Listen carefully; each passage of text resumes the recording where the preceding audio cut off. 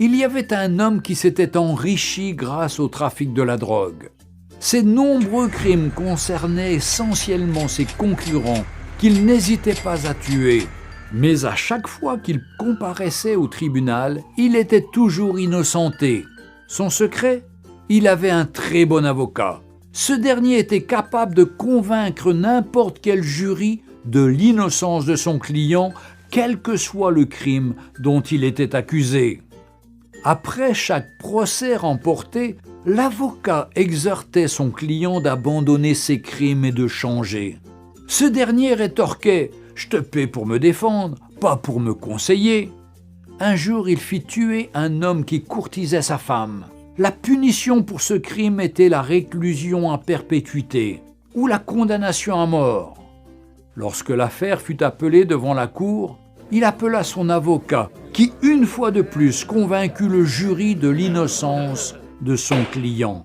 En effet, bien que l'affaire fût difficile et malgré de nombreux témoignages et de preuves, il gagna le procès et son client rentra chez lui tranquillement. Comme d'habitude, l'avocat conseilla le client « Cher ami, il se peut qu'un jour je ne sois pas là. Pour toi, change ton attitude. Et attention, je suis ton patron et non ton fils. Va donner tes conseils ailleurs, lui répondit son riche client avec orgueil. Un jour, il récidiva en tuant un pasteur qui militait contre le trafic des drogues. Mais quelque chose s'est passé, bien que l'affaire était difficile et très compliquée, mais il était tellement sûr de son avocat qu'il appela ses amis, ses parents, sa femme et ses enfants pour assister au procès afin de voir comment il va humilier les juges et le ministère public. Alors qu'il se rendait au tribunal, il appela son avocat. Ce dernier lui rassura qu'il était en route et qu'il arrivait déjà.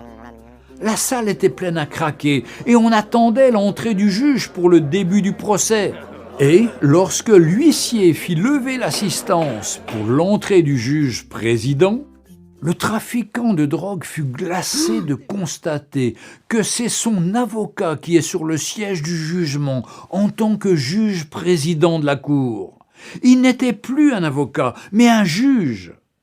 Lorsqu'on annonça l'ouverture du procès, le juge leva la tête et dit « Hier, j'étais votre avocat, donc je me suis battu pour vous, même lorsque vous étiez coupable.